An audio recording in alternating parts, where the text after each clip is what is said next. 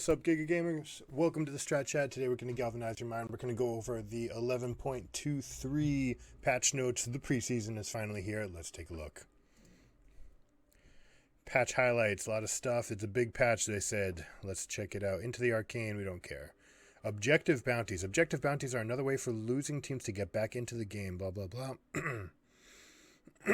Objective bounties are calculated in the background based on 4 factors: XP lead, gold lead, dragon lead, and turret lead. So these are the new ones. When they activate, each objective available to the team that's behind gains a bounty. Bounties start at the following, split evenly amongst all 5 team members. So we're looking at a potential 100 gold, as little as 50 gold, sometimes 80. Baron and Elder Dragon, Drakes and Rift Herald, inner turret, base turret. Okay. All right, so I mean, it's a small surge of gold. This will enhance the effect of split pushing while behind, right? So when you're losing, one of the worst things you can do is just stand there and let the other team snowball on you and just get bigger and just push you out of everything because they're beating you and they're slapping their wallets, slapping you with their wallets. So instead, like if they're pushing bot, rather than defend it with 5, you defend it with 4, and you send one person out here to collect this turret and this turret. And if you're lucky, and sometimes if you're just good, you can hold this defense long enough and maybe get these 2 turrets before they really press on for the base turret. And sometimes it's even worth exposing the inhibitor to get the extra gold. The good thing about this is that with these extra, with this extra surge of gold, you're talking about 650 gold for your team, which is what, 100, 130 each. And you're near your base. So maybe that means that someone gets to spend something. Maybe. It probably doesn't affect the defense for this area, but when everyone goes and resets, at least you'll have that extra gold on top of the extra gold that you get just from taking these, right? So your team will actually get a pretty decent bonus of gold if you're able to split in 2 lanes. This is a buff to Hullbreaker. It is a buff to split pushing champions who can scale and fall behind. This, in general, will be very powerful for someone like Shen that wants to not only scale, but can be a tank fighter bruiser type and can build Hullbreaker pretty easily. Same with Scion. This, maybe the biggest benefactor out of this is going to be the Inting Scion build. And it looks like there's going to be a scoreboard. Looks great. Okay, timers start 15 seconds after combat. Okay, jungle changes. New terrain and dragons are going to be doubled during the preseason. Gotcha.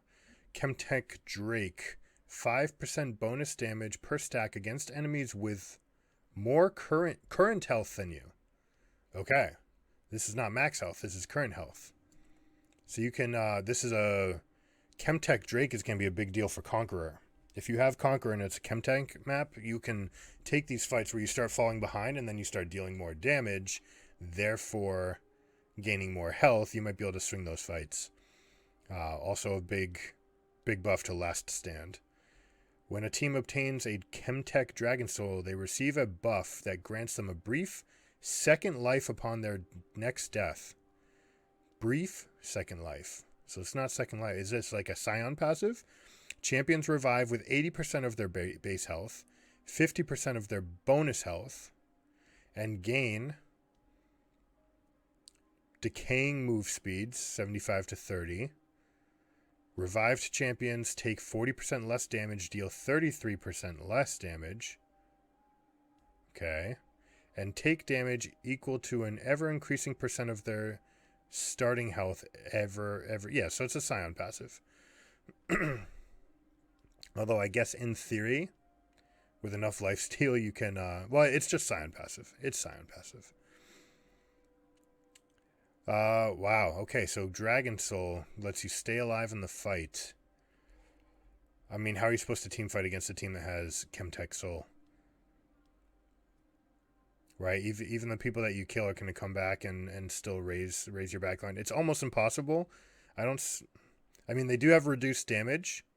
Actually, a lot of reduced damage. So there is a chance that they aren't that useful after they come back. But this will make items like Prowler's Claw better. This will be interesting. I mean, this soul seems like a GG soul. This is the we team up and force a fight against you no matter what soul. So that's what we're going to look for. Whereas the ocean one was like, let's get into a poke battle. This one's going to be, let's all in. Chemtech Rift. Gas zones emerge in 4 jungle locations. Okay. Interesting that it's around the buff here, but it's around the wolves here. Oh, it looks like a little bit of extra.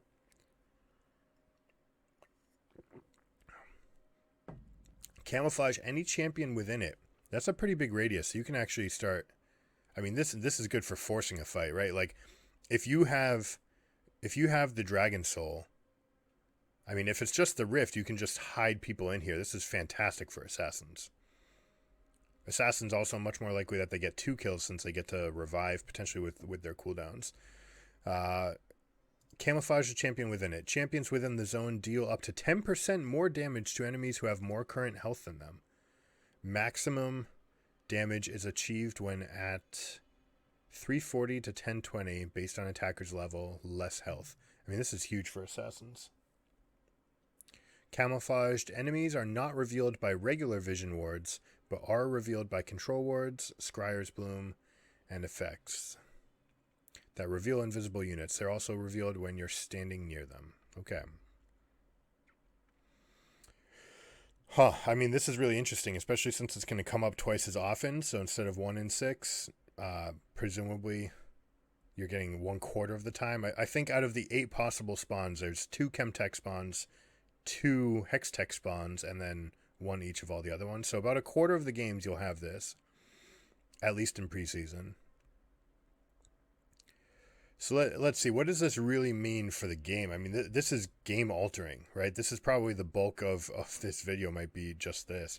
Camouflaged in the area that approaches Baron. I mean, this one is much, much stronger than this one, right? You do not need to go through here. This one covers all of the channels except the extremely long go-around that get to the pit. So when you are red team, you get to use this to approach the Baron. You get to steal Baron from inside the gas. Taking Baron as blue team against a Chemtech Rift is going to be more difficult because their jungler will be here invisible. So it'll be mandatory to get a control ward in this bush. And likewise here, if you're going to go for Dragon Soul and you don't want it to get stolen, you don't want a true like 50-50, then you need that control ward here. And probably the other part of this is if you're going to get Baron, you can take away Baron vision and then you can just go hide in here. Because the wards, if they come up here and they drop a yellow ward, they're still not going to be able to see you. So you can actually stand in here and create the ultimate Fnatic death bushes. This side, much less relevant, but it does mean that 1 ward right here and right here are going to be ever more important in these chem rifts.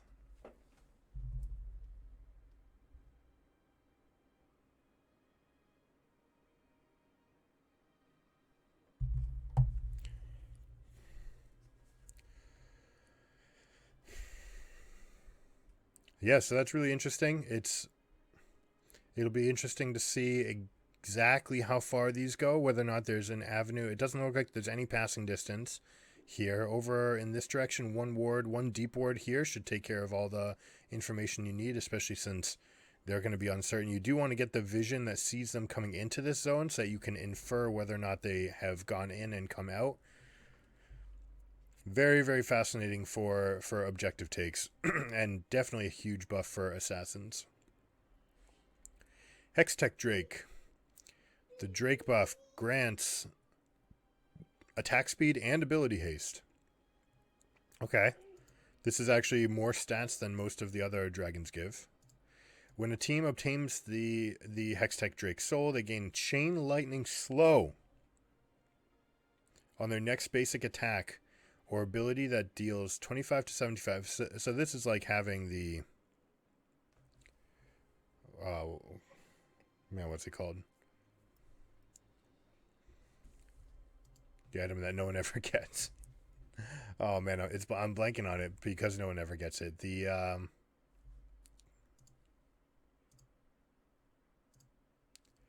I gotta go look it up now.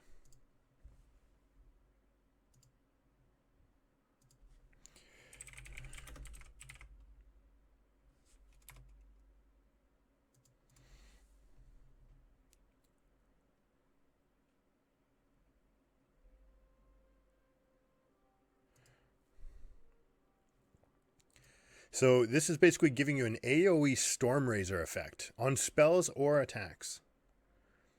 Bounces to 3 additional targets and slows hits unit by 45 or 35% plus 5% for bonus health. Alright, so if you are either tank or AP or AD, you get the scaling effect on this. That's immense.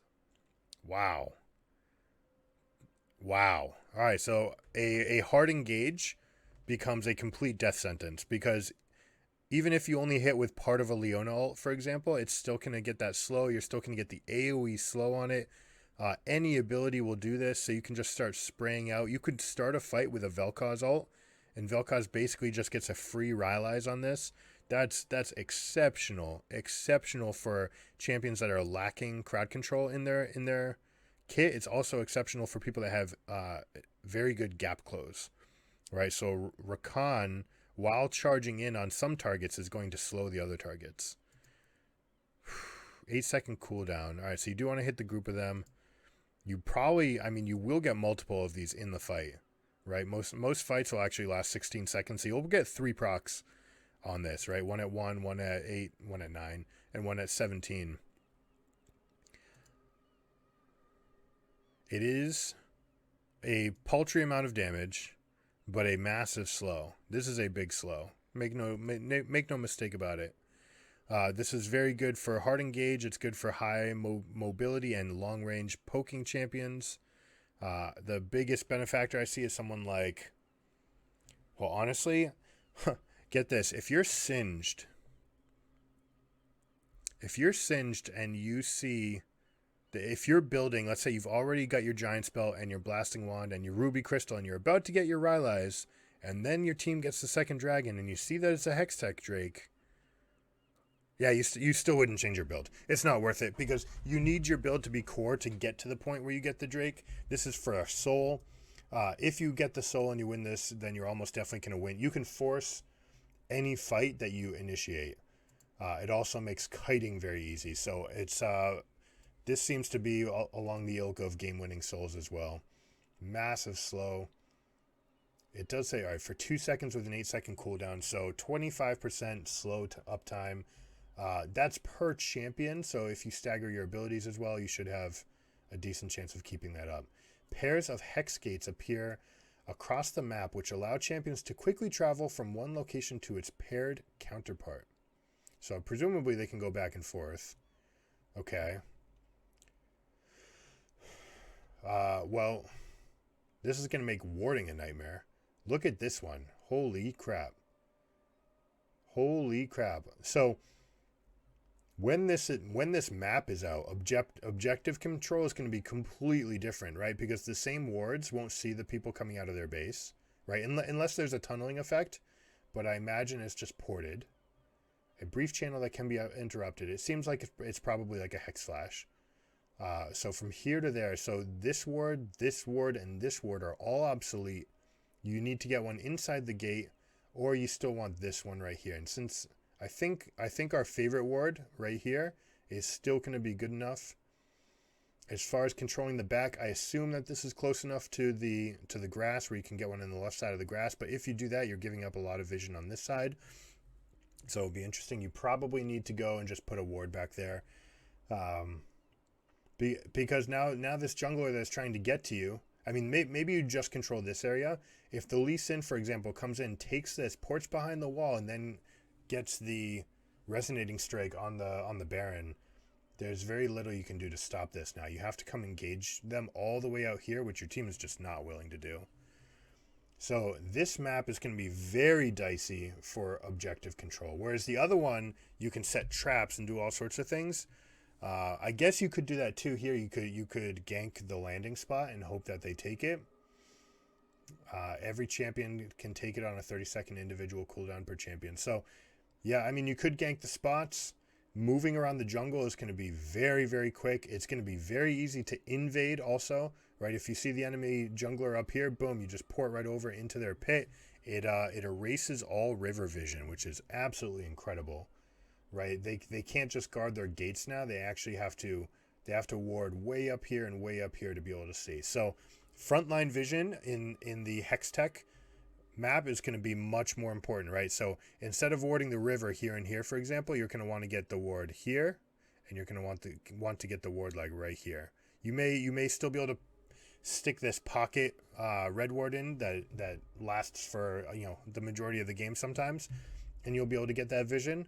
But you need to be able to see if their jungler is taking this path to get over here, because also the ganking that comes out of this, right? Not just the objective control, but if your bot lane is here and you've warded the river, people are going to make this mistake a lot in the beginning. Just port right over, and then you can get in behind them without them ever seeing you, or even if they do at the tri-bush, it's too late. My guess is that the tri-bush wards will not be far enough to see these, even if you tuck them all the way to the left, but that would be interesting to see. Cloud Drake has changed. No more ultimate ability haste. It now grants slow resistance and out of combat movement speed. So much more visually appealing. Also makes one Cloud Drake one of the best, probably the best single Drake to take. It thwaps. It hits really hard early, but it's got low health. It's pretty easy to burst. If you're someone like a Youmuu, or Trundle, you can just take, or Vi, take it at level 4. Definitely at level 5, and yeah, I mean, your team having this bonus will make all the rotations easier. Good luck getting your solo queue teams to do this, but in pro play, this is going to be absolutely overpowered. Rift Scuttler. The first Rift Scuttler was too good. The first Rift Scuttler, I imagine this is the first one that spawns after the 2 that start the game, because they're saying that its importance was too luck based on what side it spawned on. So now they're giving it 80% reduced XP, although the jungle huntsman XP will still get it. So now your laners can't, I mean, they can come help you with it, but more or so they're just denying it from the other side. Slightly reduced in size.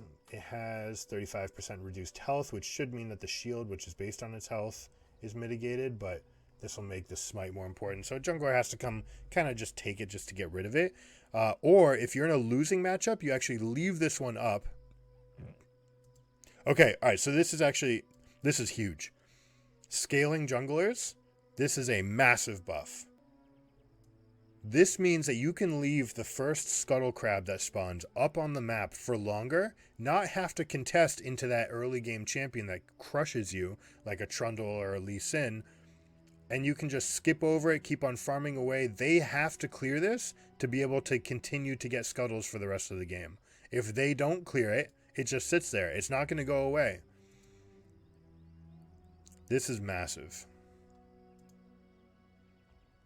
Now, someone like a Youmuu used to clear the Scuttle really well, but didn't want to get into a fight early game with a Graves or a Lee Sin or even a Trundle that was there. So this is a big buff to scaling junglers. New items. Crown of the Shattered Queen. All right, low cost. Same recipe as Everfrost. Similar stats. You are safeguarded. Reducing incoming damage by 75%. Safeguard persists for 1.5 seconds after taking champion damage. Alright, so they need to poke you before they want to burst you. 40-second cooldown, restarts upon taking damage from an enemy champion. This is very good against your all-in mages. Definitely a defensive item. This might be the choice for some champions that want to scale into the game, especially against an assassin. But the question is whether or not this is better than something like Everfrost that also gave team utility. My inclination is no. Poise passive. You're safeguarded, and for 3 seconds after it's broken, gain ability power. Okay. So maybe you just want this as a brawling type mage. Maybe this is actually more aggressive than it looks like. You can take it, and the fact that they don't deal damage for you for 75% means that you can have one-sided trades. So this actually feels like a snowball item. I think you don't play it as a, hey, I just want to be safe and I want to farm. I think you play this and you bully, because you gain extra ability power while it's on. You actually want to fight. It's not just a survival tool.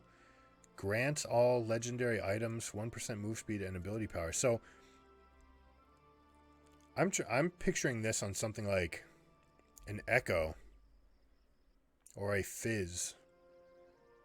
And is it actually better than the Magic Pen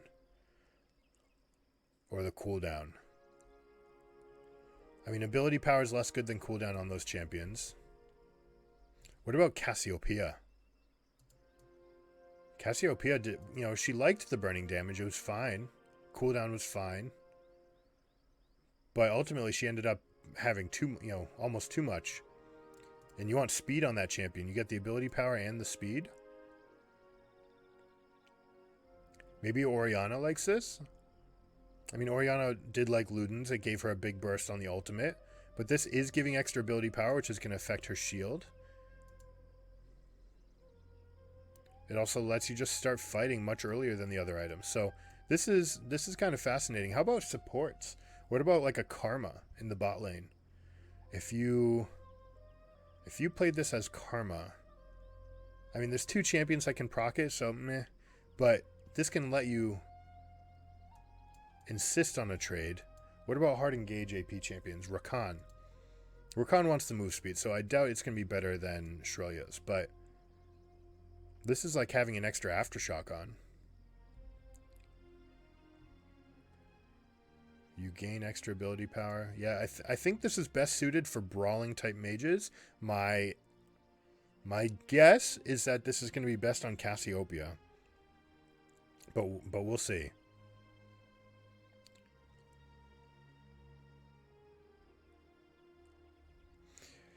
Evenshroud. Tanky supports. Pigeonholed into a mythic, which was a Locket. Yep. Alright, so let's see. We have 2,500 gold, Kindle Gem, health, low stats, low everything. After immobilizing, champions are being immobilized. Cause that target to repent, increasing the damage they take. So they're giving it the Abyssal Mask passive, essentially. Grants all other legendary items armor and magic resist. Okay, I mean, these passives tend to not matter, especially for that role. You just don't get the second one, and after you do 5 armor and 5 magic resist at 26 minutes is not good enough.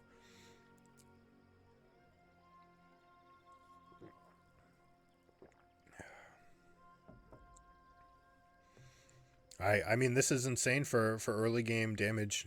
Someone like Rakan, again, loves this. Nautilus loves it. Ability, haste, health. It's got, base amounts of stats, but 30 and 30 is not awful. It's a low-cost item. It's not legendary. Oh, it is mythic. It is mythic.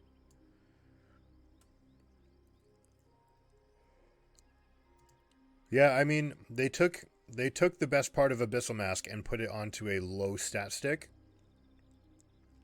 to make it just kind of ubiquitously useful. The fact that this fits on everyone, right? Generically good stats. No one can complain about any of these things, except like Yasuo.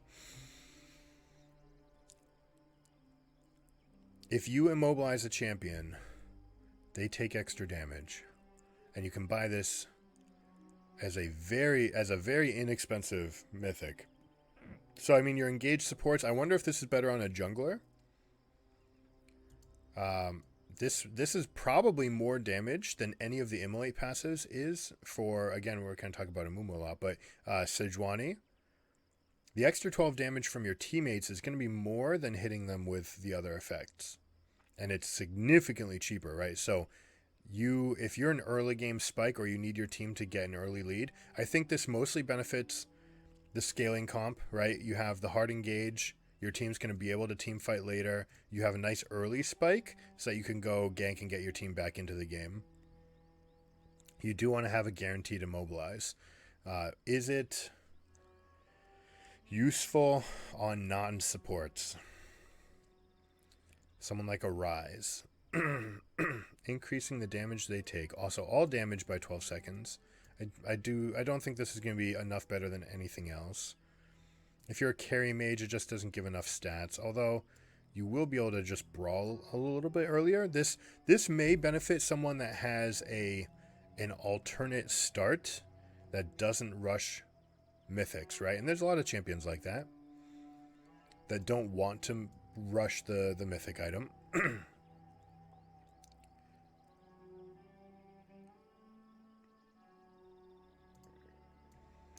I almost feel like this is destined to be better on a jungler than a support.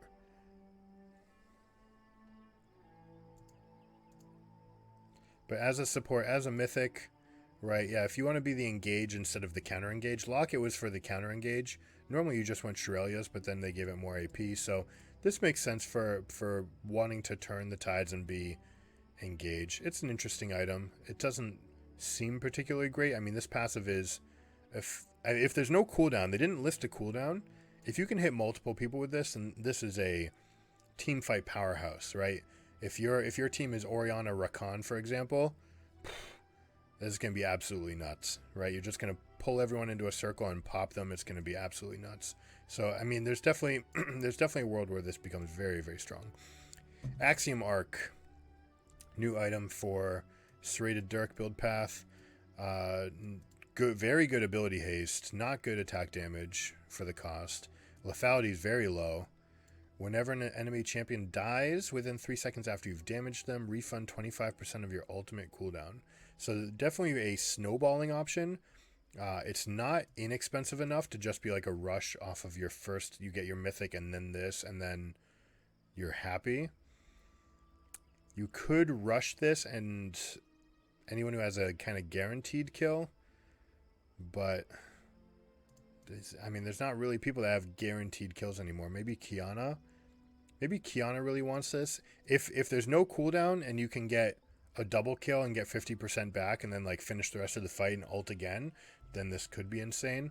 It is funny that this kind of looks like Kiana's weapon, so maybe it's best on her, but overall this seems really expensive, right? It's only giving good ability haste. It's not good lethality, it's not good damage. It does build okay, but it's not great. I don't think this is going to be better, especially if you like cooldowns and you have an all-in sort of ultimate, then you probably like Duskblade of Drakthar.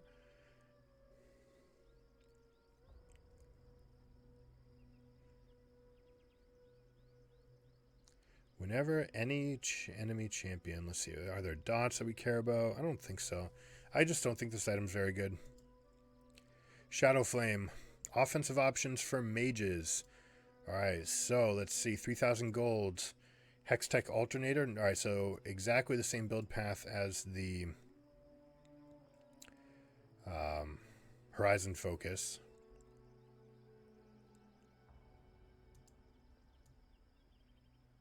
Why does it have health? It just gives health randomly? Okay. So it also gives health. Damage to champions benefit from magic penetration based on execute. Maximum value 1,000 or less health. Okay, so very good. Very good item if there's no tanks in the game, right? If there's tanks, the magic pen's bad, and you don't get the good value because they have high health. But if the game is all squishies, this item is insane. The maximum magic you get the magic effect, the maximum effect, if they're affected by shields. Yeah, so if their team doesn't have a tank, but instead has enchanters, this item's absolutely nuts. This item's going to be all over the place. It is, as long as there's no tank on their team, this is going to be a fantastic item. I also see it as something like a Teemo can put shrooms down and now get extra sources of magic penetration to go that early game damage and the high base damage on dots. Less likely that they'll be able to get any sort of shield off to prevent the damage over time from ticking. This is just a very good item. 3,000 gold, aggressively costed, has a good amount of ability power, and just you're always getting at least the 10 pen. So I think this item is just worth it stat-wise. And if you follow Ludens up with this, and you have Sork Shoes, you're basically dealing true damage, or better than true damage, against anyone who did not itemize for magic resist, which usually includes 80 carries. So your AP assassins, this is a one-shot item. This seems absolutely core. Hextech Rocket Belt plus this, absolutely fantastic. So I think this is going to be a huge nerf to 80 carries. I think it's a buff to AP assassins. Winter's Approach, tanks, Build path tier. Oh, a tier item for tanks. Okay, 2,600 gold, very affordable. Decent stats. It's going to get more mana. Ability haste as well.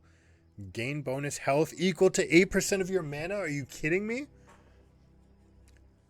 Okay, so this is the ultimate combination with Frozen Heart, because Frozen Heart's biggest deal was that it gave so much resistance, right? You get 110 armor, but you didn't get any health to go with it, so you'd still die relatively quickly, even with Frozen Heart. But now, you're getting extra mana, which is giving you extra health, and this is equal to your total mana. So if you're dealing with 1,300 mana, oof, wow.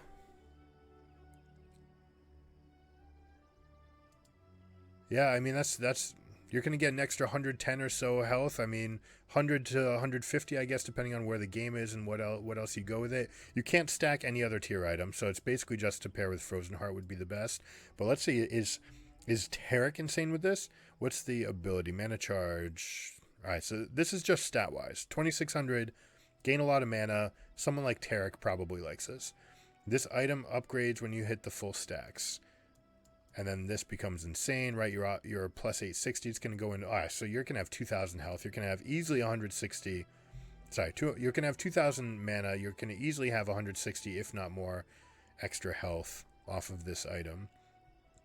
Slowing, melee only, or immobilizing an enemy champion consumes 3% of current mana and grants a shield for 3 seconds, absorbing 100 to 200 based on your current mana. Is this a flat amount or a percent amount damage? On an 8-second cooldown, you get a shield for 3 out of 8 seconds. The shield is increased by 80% if there's more than one enemy? What? This is insane.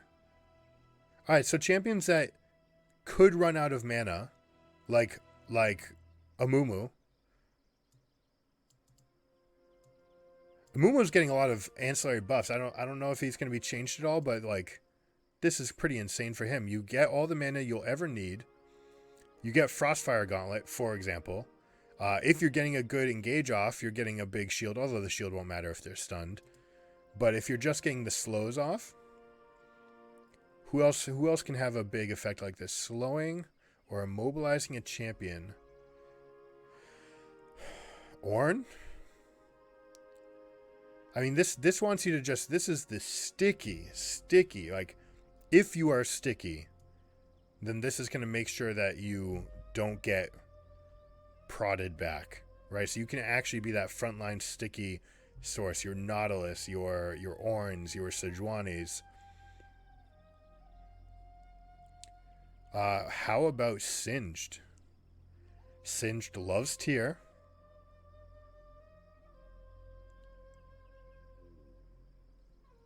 He already slows them with Rylai's. So then you're just constantly going to get a massive shield as you're running into their team. This item's insane. This item will get nerfed. Abuse this item. If your champion can play this, if you are a tank and you use mana, buy Winter's Approach. The question will be whether or not you want to be using tier early. As a jungler, I would say yes. So I keep on mentioning Youmuu, but if you're a Youmuu in the jungle, the tier will just keep on stacking up, right? It does stack up on monsters. You can tier in the jungle, get massive amounts of mana out of it, basically never go The mana regen basically made it so you didn't go out of mana. You never lost mana enough to care in the jungle, but now you really won't, and you'll be able to come out into the fights with enough mana to always have your fight going on. So early mana stacking there will be good. If you do see someone buy the tier early, then you can probably go engage a fight. A lot of these tanks want to get something like the Immolate passive first to make sure that they get the damage. So if you do see someone with a tier first, make sure you go and gank them. But they are going to scale. Most of the people who are getting it are scaling tanks. That item's absolutely nuts. Alright, tank items. Feel like reskins. Yep. Tank legendaries, MR options felt bad. Yep, that's true. Alright, Bami Cinder now executes minions that would be killed by one more tick. Thank you. This was obnoxious that it could make you lose last hits. Frostfire Gauntlet. Basic attacks no longer create a slow field. Instead, create a frost field that lasts for 1.5 seconds, that deals damage, scaling with your max health. This is, I mean, wow. Every attack could deal easily 10, 20 more damage to all enemies in the area. So it's a cleave. Enemies that move across the field are slowed. So maybe Frostfire Gauntlet becomes go-to for Shen now.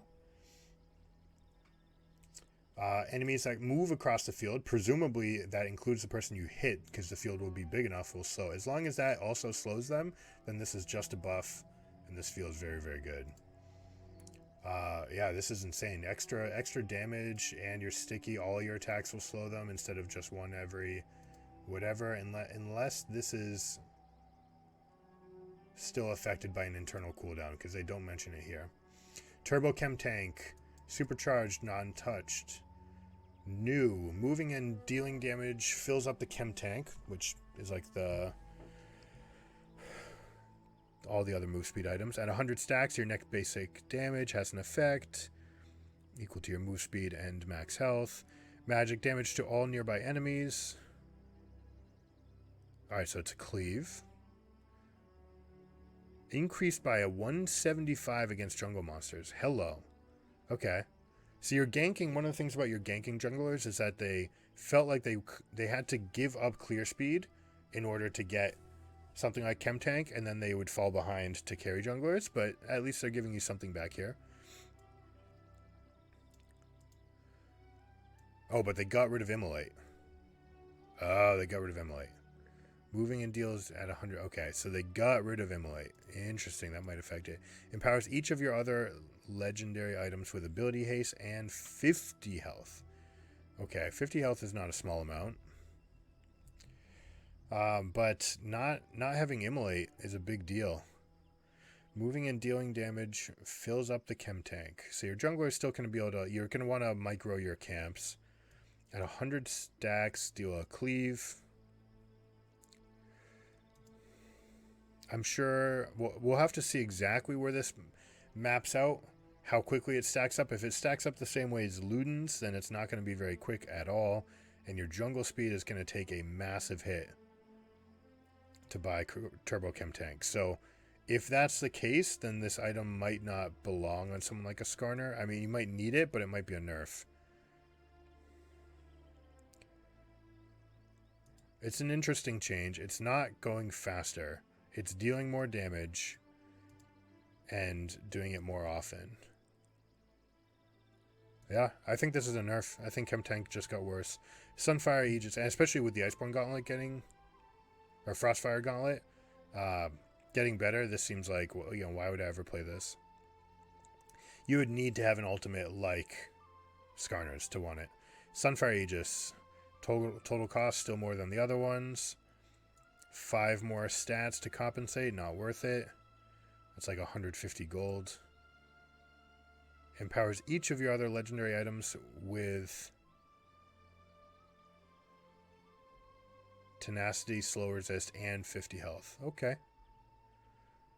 Alright, so I mean, the 50 health, is basically becoming 60 health because of the extra stats, more or less, And that's on the extras. It also just is giving you this flat amount. So it's like giving you another 100 health maybe.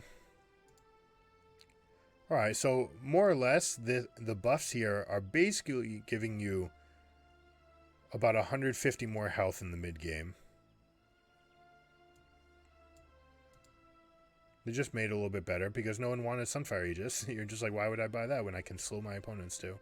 Yeah, this might be enough of a stat stick now to go for it, but I mean the effect on this is still just so good, and it's cheaper. So I assume that I'm going to get Frostfire Gauntlet first, and it'll be Immolate. If I'm building the Youmuu, for example, I'm going to go Immolate into Tier, into finish Frostfire Gauntlet, into finish this absurd item. And then because the slows are there, your spells probably do it well enough, but it might also go Rallies. Rallies is a nice hybridized effect. Abyssal Mask. All right, so let's see if they get rid of the thing.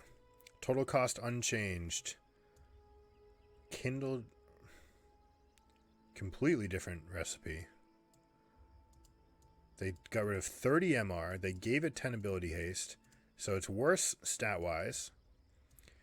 They used to have a 15% increased damage. Now instead, curse nearby enemy champions, reducing their magic resist by 5, plus 1% of your bonus health. Max 20. I wonder if this is their bonus health or yours. I assume it's reducing their magic resist by 5. So yeah, it's probably based on yours. Oh, up to 20%. Yeah, so once you have 2,000 health, this becomes 20%. So reducing their magic resist by 25%. Alright, so this is not good at all. It went from being great on a Youmuu to being awful on a Youmuu because you're already converting a lot of damage into true damage. I suppose you're still also helping people deal more magic damage if you're pairing it with like a Vladimir, for example, to get that big wombo effect. Curse nearby enemy champions. All right, so yeah, same small radius probably. Reducing their magic resist by 25%. For each cursed enemy, gain 7 magic resist. All right, so yeah, this is made maybe a Galio. This is probably yeah, this is insane for Galio. You do not need to immobilize anymore. Now it's just all enemy champions. So actually a support item. This becomes a good support item in the right comp. This is definitely made for those magic versus magic games where the only other option was Banshee's Veil. Now you have another magic versus magic item. 30 magic resist base. Gain 7 magic resist up to 35 if it's the right engage. I mean, yeah, it's a support item for sure. It's definitely dependent on your team being majorly and their team being majorly magic damage. It's good. It looks like a good item. The stats are worse. It's really for a niche, right? And they made it strong in that niche, so I imagine that when the conditions are met, this item's great. Force of Nature. It was meant to fill a roll. Yep. All right, magic resist up. Move speed unchanged. Instead of stacking from taking damage, now taking magic damage from enemy champions grants a stack of Steadfast, max 6. Enemy immobilizing effects grant an additional 2 stacks. While at 6 stacks, take 20% reduced damage and gain 20% increased move speed. Okay. So this is good for your bruiser, charge in, mundo types. Is it enough good? Immobilizing effects. I wonder if it doesn't immobilize you, but it is an immobilizing effect. Will it trigger this? Taking damage from enemy champions. This will be fantastic against dots. This will be the go-to item against damage over time, for sure. Because you're just very quickly going to get 6 stacks. Meaning you're going to negate all the bonus damage that dots have. And you're going to be faster, so you're going to be able to chase people down. So this is Mundo's favorite item in the right matchups. This is a tank's dream against Teemo. And against Cassiopeia, someone that could normally cut you out. Instead, you get to get on them. This will, again, niche effectiveness, but very good when it's good. Knight's Vow was unpopular despite being good. Base health regen, way lower. Ability haste, same.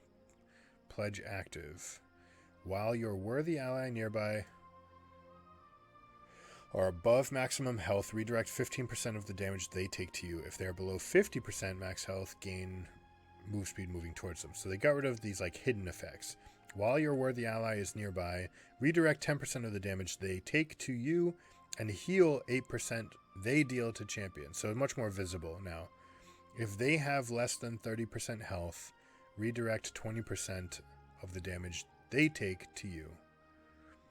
And then you get to heal because they stay alive. Yeah, I mean, it's more visually appealing. You'll see the effect a little bit more. Redirect 10% of the damage instead of 15, and you heal some of it.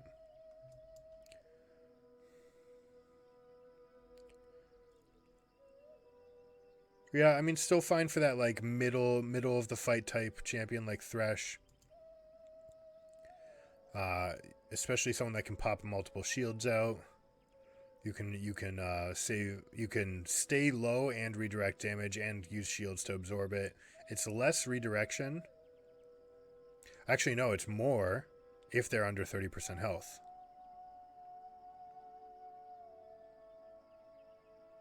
Okay, so this is actually probably just more mitigation, and certainly more important mitigation. You're getting the better amount when they're below 30%. So overall, 100 to 0, you're not giving them quite as much mitigation, but if they get chunked and then the team tries to collapse on them, you're actually increasing their health significantly.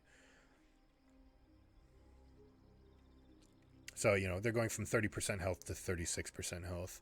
And you're healing, so while you're peeling, you get to take off some of the damage.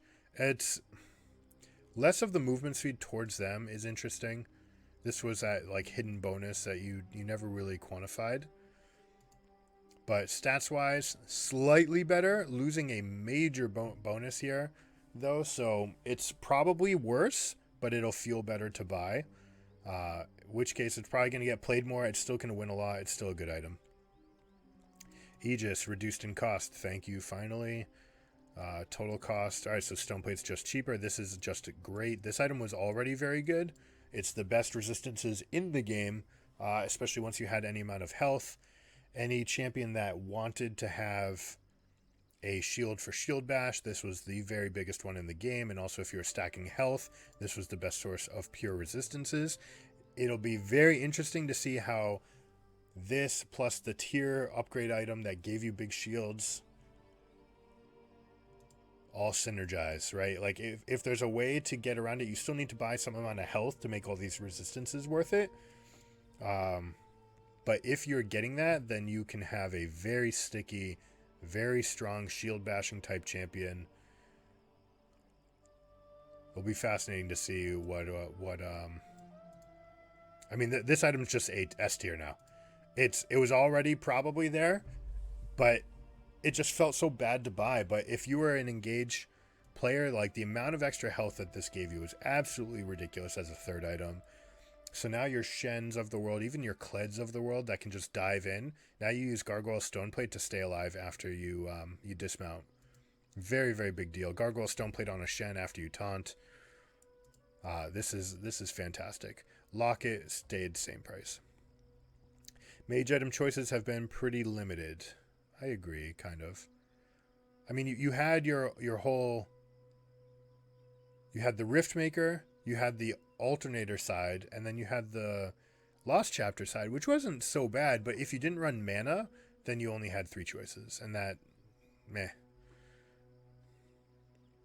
Alright, Everfrost, going down by a significant amount of gold.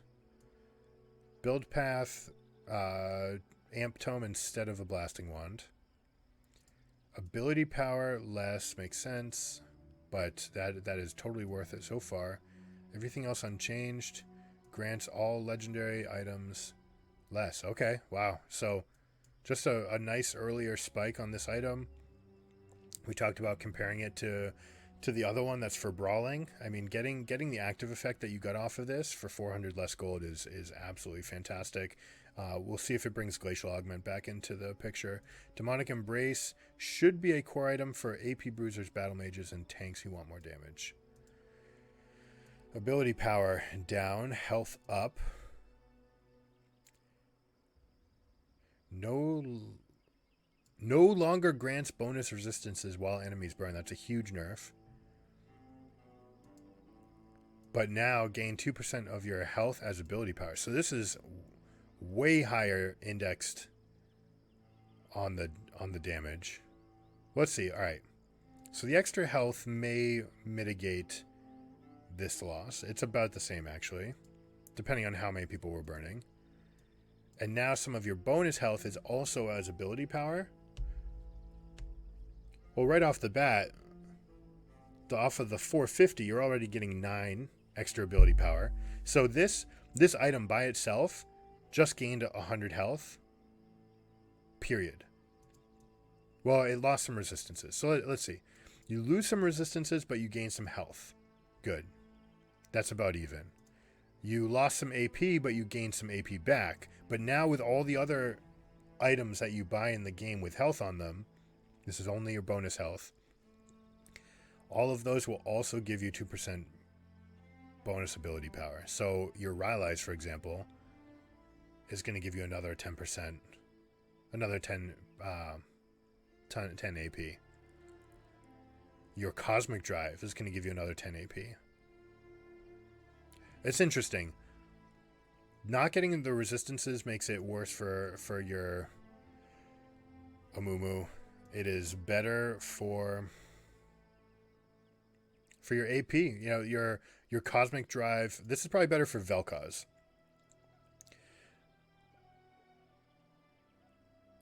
You don't want the resistances. You don't care. You want the extra ability power and maybe some like long range poke. But for AP bruisers, if you are, I mean, Cassiopeia that uses anyone that uses Cosmic Drive is going to like this item. It still burns. It doesn't give the resistances, but it gives more health. This is overall a buff if you're a Cosmic Drive champion. If you're not, this is a nerf. If you're a tank with lots of bonus health, let's see a Warmog's build here.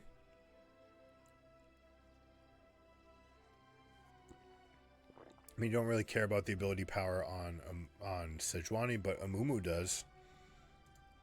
So less resistances, more damage. Yeah, actually, you know what? This might just be a buff. This just might be an all-around buff. It was tuned down. Its original stats were so good that they had to tune it down. And from its turned down place, this is a healthy buff. Maybe too good on the Cosmic Drive users. Archangel Staff and Seraph are basically just power stacks of AP. Yes. Tier. All right, new recipe. Total cost is the same. It gives 200 health. Grants now ability haste. Alright, so you don't want to stack any other ability haste items on this, which is weird because normally your tier champions, you wanted extra abilities so you could stack your tier faster. Gain haste equal to 0.5%. So you're ending up, sometimes at almost 3,000 mana. So it's really giving 15 ability haste instead of 90 AP. Oh, this is only equal to your bonus mana. Ugh, gross. Ew, get it out. Awful. All right, let's see. Let's see where the payoff is. Gain ability haste equal to 1.3%, slightly better.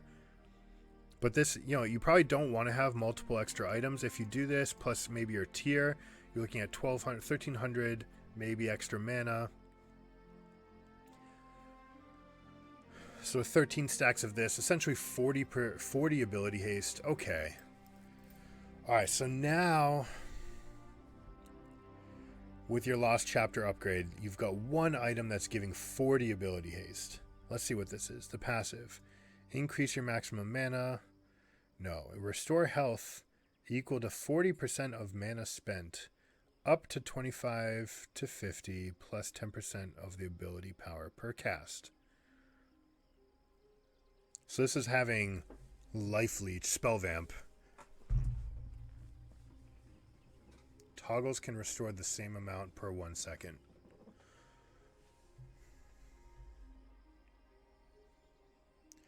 Okay, so restoring health equals 40% of the mana cast. So it doesn't really matter if you're spamming them. It doesn't say that there's an internal cooldown of every 1 second. So something like Cassiopeia or Rise can really chew through this. Rise, I mean, this is probably pretty huge for Rise. Gaining defensive stats makes him much better. Same with Cassiopeia. These battle mages wanted to have a little bit more defensive utility. They got it.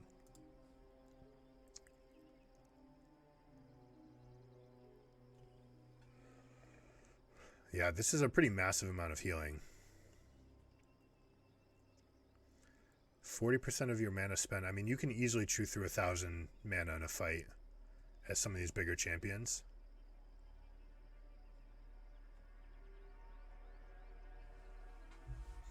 What about tank Yuumi? Yuumi's mana cost on her E is based on the size of your mana pool. And since your mana pool can get exceptionally big, 40% can actually be a full heal for her. I don't think it's ever going to be on the low enough cooldown. But it's like, I like having, checking out ideas like that. Would be interesting. Who else has mana costs that are disproportionately high? Tarek, restore health equal to the amount of mana you spend. I mean, he's normally staying up in health anyways. And you probably want the new ability, the new tier tank build. Yeah, I mean, this is a huge buff to Cassiopeia and Rise.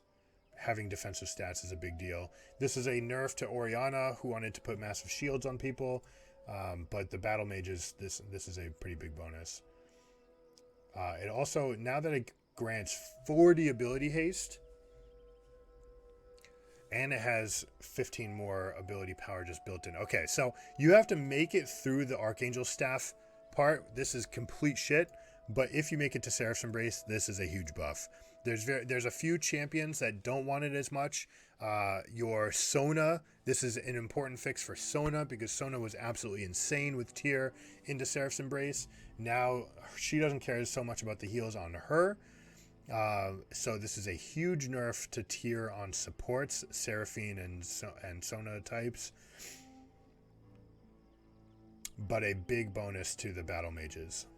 And the 40 extra haste is, that's a big deal. I would not pair this item with an ability haste mythic, so I would not pair this with Liandry's Anguish.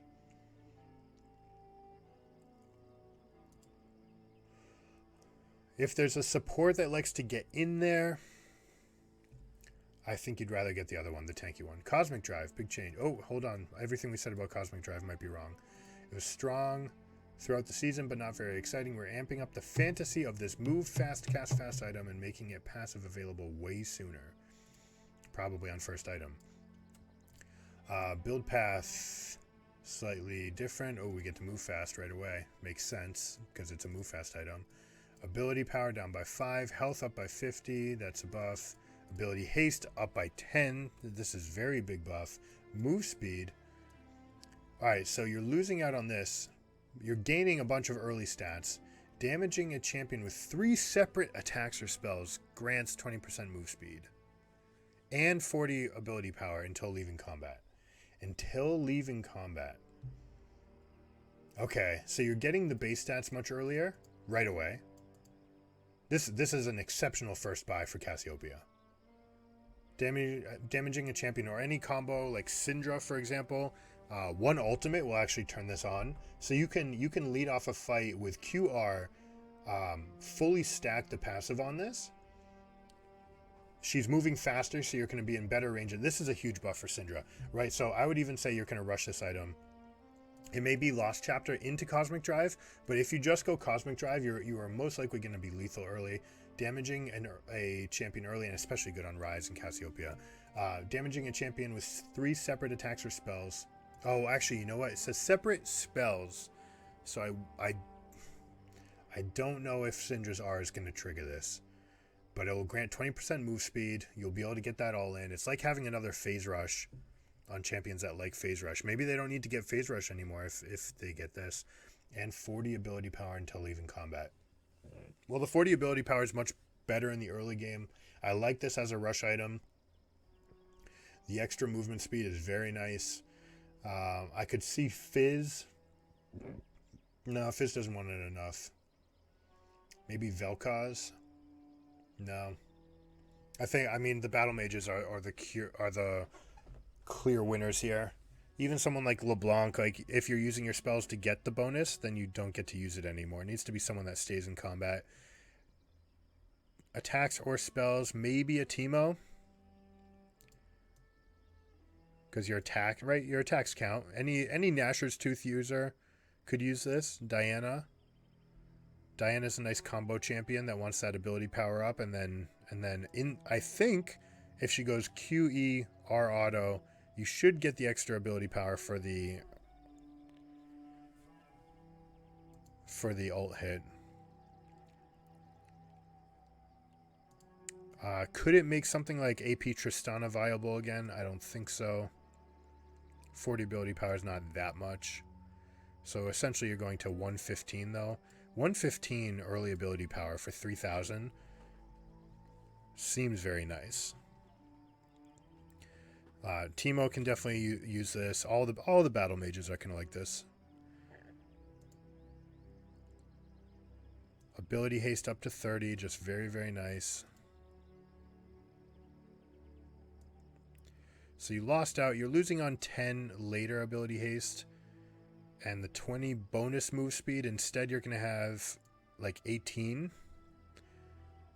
And some champions like Cassiopeia can get more than that. So you can actually get more stats for this later. The ability haste is 10 less. That's not a big deal. But the extra effect to get even more movement speed, that's a large amount of speed. And movement ability power. This is a good item. All right, Horizon Focus. We talked about this earlier. It was a pretty niche glass cannon item that essentially gave long-range mages a lot of bonus damage. It's true. A little bit of haste. Ooh, wow. 30 less AP. Gaining some. Not worth. Not worth. Now also applies Hypershot to slowed enemy champions. Okay. That matters. Alright, so another interesting item for Teemo. Right? Ability haste is always good. Losing a little bit of ability power, but now the shrooms are also going to deal more. If you are a Singed, I think you're giving up too many stats to take something like this. If you are a Kennen, this is a fat nerf. Although the ability haste might make a little bit worth. If you, who else was a main proponent of Horizon Focus? Your long range champions, Xerath and Vel'Koz. Well, Xerath and Vel'Koz we just mentioned. Where is it?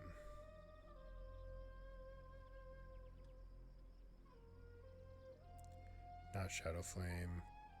Evenshroud? No. Crown? No. What were we talking about earlier that was slowing?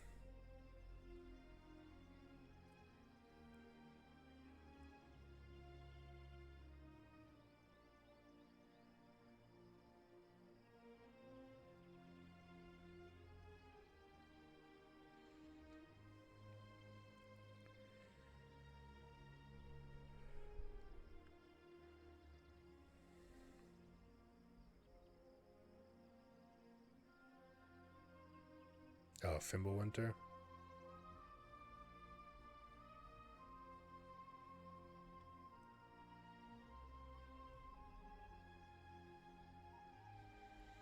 Yeah, those don't fit well together. So also affected to slowed champions. So it's only the extra damage you deal. You want them to be held in place for you to deal that damage. Rylai's works. The thing is, most of the people that wanted to hold someone in place could already do it, and they were getting more damage before. What use could this have that's different now? Glacial Augment, I suppose. I don't think you would ever pair Iceborne Gauntlet with this, but maybe. But yeah, I think if Glacial Augment survives, we'll see what else comes with the runes and whatnot. But That's an interesting item. I guess I shouldn't really conjecture what, because every item's changing, so we just have to take everything for what it is. Void Staff, up by 100 gold. It just costs 100 more gold. Ability power was less, but magic pen more, so they want it more to be niche. Doran's Ring, who want to get aggressive in lane. Killing a unit restores 6 mana. If you can't gain mana, restore 3 health instead. Restore mana each second. That's a lot of extra mana. It probably comes out the same. So if you were going to kill 5, let's say 6 minions in the lane, that's 36 mana. So you gained more if you were killing minions. But now if you skip some of that to get more aggressive, you're still going to gain the mana. Damaging an enemy champion increases this amount to 1.25 for 10 seconds. If you can't... Okay. Yeah, so this is really good for people that want to poke in lane. Doran's Ring really took a back seat because you just always wanted Corrupting Potion instead. If you were a mage, you just cast spells, empty your mana pool, cast spells, teleport back to lane. So now you can actually have this this ability to stay topped off, especially if you're a mana hungry champion. The Alternator. And now it gives health. They probably changed this for all the items. Okay. Rocket Belt. Yep. Things changed. Lethality, 100 less gold. Just right on the gold cost. Bonus AD is changed from 65 to 75 with a higher bonus AD for melee. And the same for ranged. No, less 10 damage less for ranged. Okay, so melee champions buff, it's also just cheaper. Wow, that's just good. Eclipse down by 100 gold right off the cost. Cooldown for melee champions reduced to 6 seconds. Okay. Vi buff, hello. The passive effect to get the extra shield will now coincide with her ability to get the shield off cooldown. So the Vi lethality build, I'm definitely going to test out. Prowler's Claw, 100 less, right off the cost. The dash now deals 10 more damage and 5% bonus AD. So basically getting the same buff as the other one. Ghostblade. Move speed's still broken, right? So move speed is always just good. Taking this item will still be fine, but it was too good because there's 300 less gold than its counterparts. And it gave a move speed boost. It was just the best thing to get first. Now it's not. Now it only costs 100 less gold. It gives less stats, less lethality than the things that give lethality, and it gives less utility than the other ones. Although the move speed might be good, but this is probably bringing this into line where it's purchasable. It's not the go-to. You should always get it first. All right, runes. Prototype Omnistone is out, and First Strike is in. New Inspiration Keystones that gives huge damage and gold boost when you strike an enemy champion first, but nothing if they hit you first. It's been great for artillery champions and assassins during playtests, and we're excited to see you experiment with it. First Strike passive. Base attacks or abilities against an enemy champion within a quarter second of Basic attacks or abilities against an enemy champion within 0.25 seconds of entering champion combat grants 5 gold and First Strike for 3 seconds, causing you to deal 10% extra damage against enemy champions and granting 100% of bonus damage dealt as gold. What?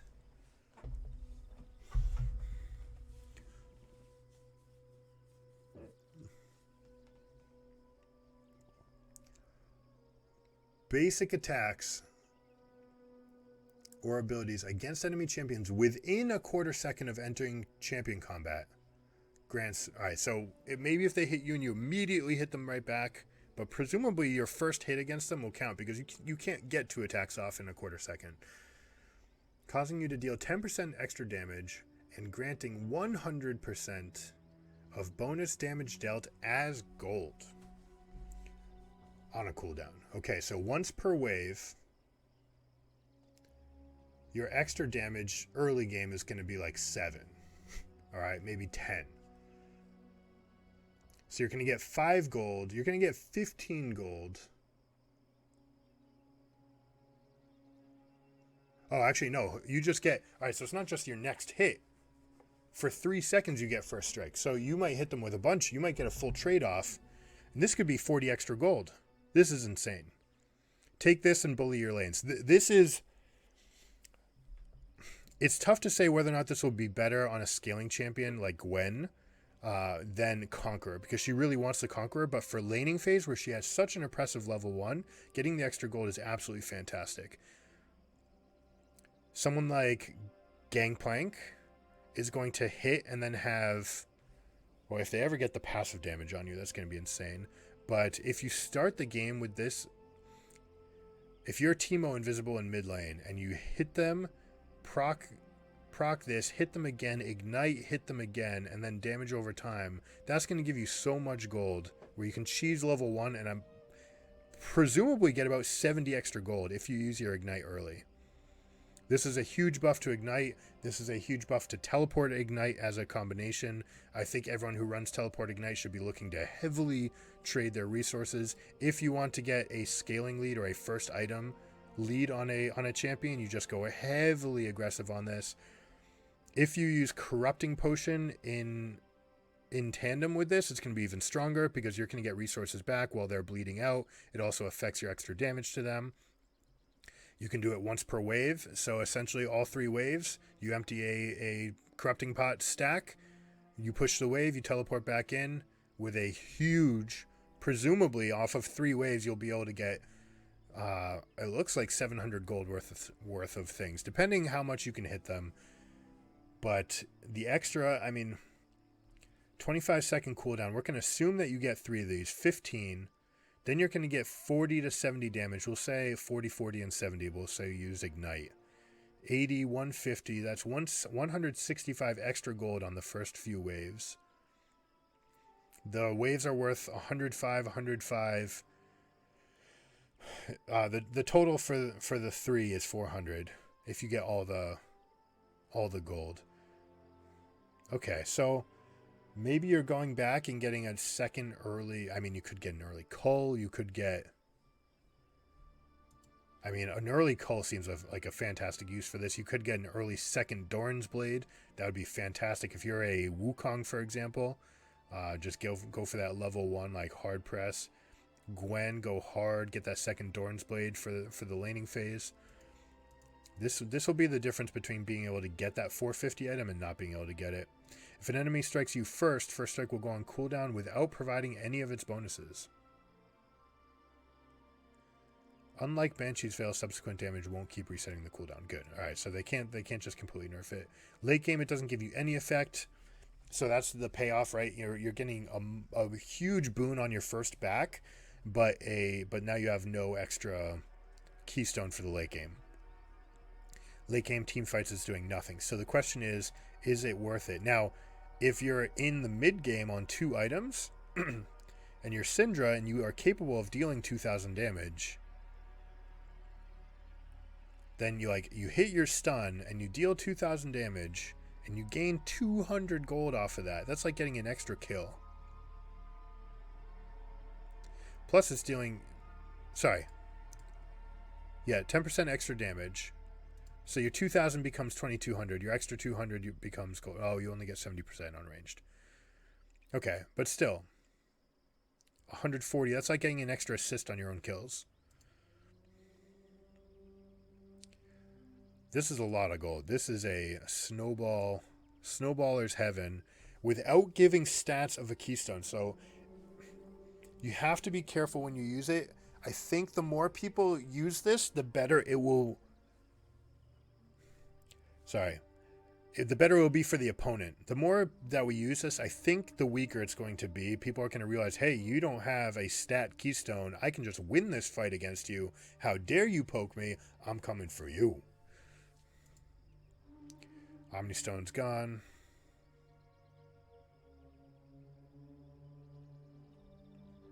Some champions were using Glacial Augment's freeze ray to crowd control enemies before casting skill shots to guarantee a wombo combo, which, though clever, wasn't the intended design. Why not?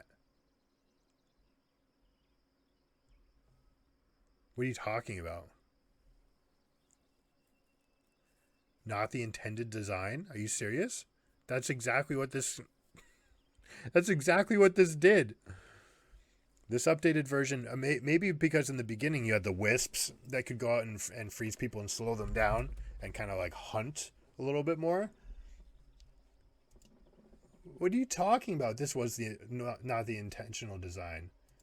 What kind of monkey made the design then? This updated version should appeal to tanks and some enchanters without removing skill expression. We think it'll be particularly useful to defend allies or amplify huge engages.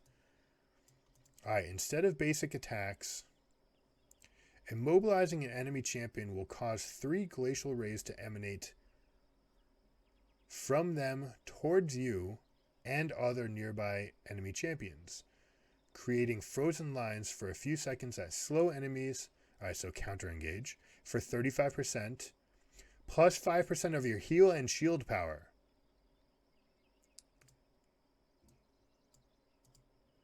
Plus 2% AP, plus 2% bonus AD. This is wrong. If this is 2, this should be 3.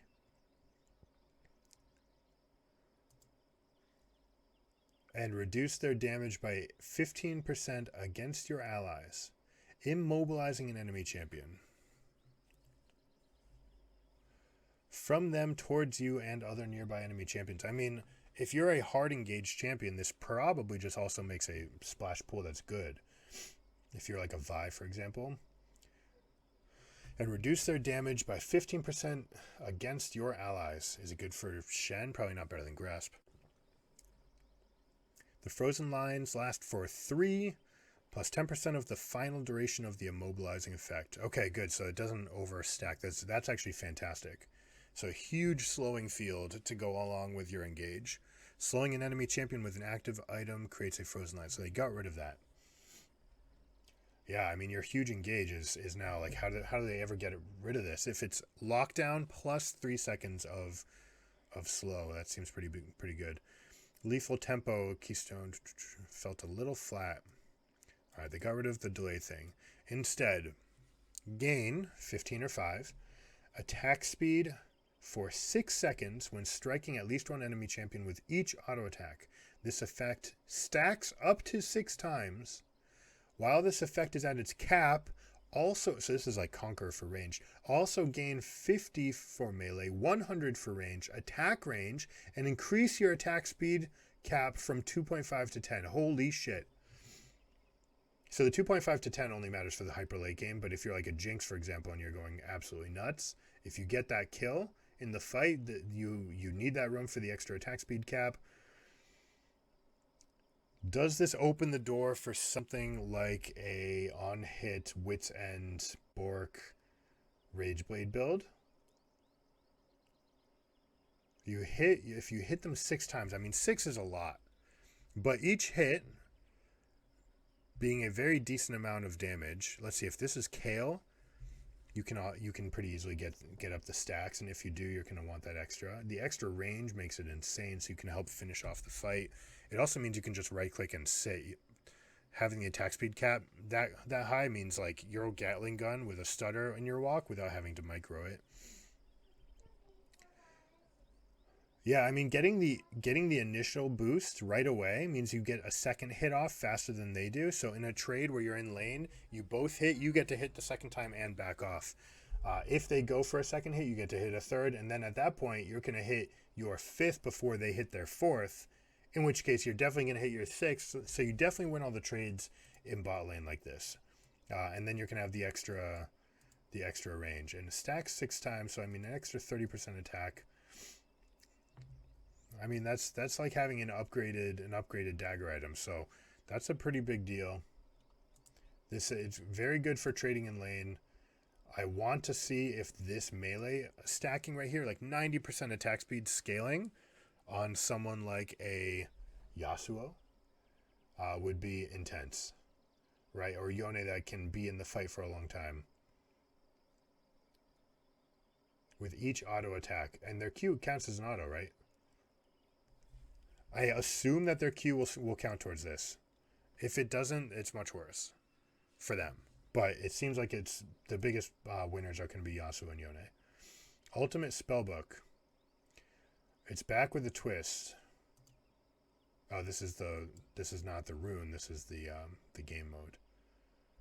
Auto smite. No. Jason Jinx. All right, so they just made the champions a little bit cleaner. Oh, new voiceover. It's been 12 years. Jace VFX. Let's see. It doesn't look like anything is actually changed. All chat. Based on initial results, since we originally disabled all chat in a few regions, we're continuing the disable where it's already in effect, but we're not adding additional regions. From here on out, I guess different regions were different. Maybe. It's what they're suggesting, that people in America are more likely to be banter based. I don't know. Maybe it depends. End of season rewards. We're going to get the rewards December 16th. Ixtal Clash, November 20th and 21st. Oh, okay. That's now. Bug fixes, loot odds, drop rates for contents from loot items. Nope, doesn't matter. Bug fixes. No.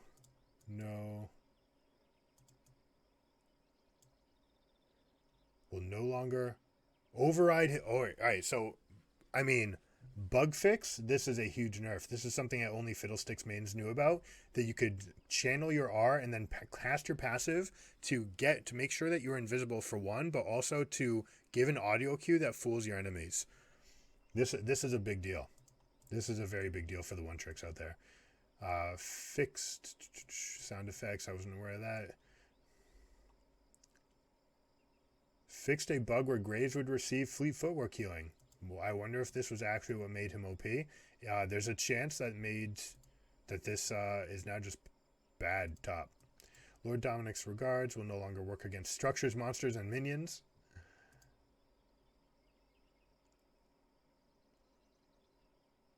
It doesn't work against monsters. That's a big deal. Fixed a bug where Vault Breaker so that it casts immediately after tapping. Wait, fixed a bug with her Q? You used to be able to cast it quickly. Tapping the ability? This might be a functional change to the champion if you have to drag the Q for a minimum distance. If that's the case, this is an enormous nerf for Vi. Fixed a bug where Tryndamere, unless it's just a bug that would make it pop when you meant to hold it. Fixed a bug where Tryndamere could get executed. Okay, fixed a bug where Kaisa could not dash unless she had learned a Cathian Ray. That's interesting. I guess this would matter for Silas. Fixed a bug where Volibear's next attack would sometimes fail to stun if he had kept. Yes, this was happening a lot. Wow, alright, that's a big deal. This is quality of life, huge and big buff to Volibear. Fixed a bug where Lee Sin's passive fury would sometimes not take effect. I had never seen it, but I believe it. Lee Sin did not need to be stronger. Current transformation status will properly display in team chat. Now, finally displays its AP ratio. The voice effect has been restored. Galio's death animation, where he turns into stone, has been restored. And of course, the most important part, holiday season, we need to have some bacon. Bard, Teacup Bard, I don't know about this. Well, I guess, alright, so Bard is not actually a character. Bard likes the idea of humans and so gathers things around their body to appear human-like. So it's kind of funny to take teacups over here. But a little Beauty and the Beast shout out right there. Cafe Cuties Soraka. Yeah, not my style. But for some people. Oh, Arcane Jinx. I imagine everyone's going to get this one for free. But we'll see. Arcane Caitlyn. We'll see if we get this. This is clearly a Caitlyn versus Jinx montage right here. They're having their showdown. That's going to be pretty sweet. And extra chromos. So let's see. The biggest changes, sticky tanks and battle mages are going to have a much easier time.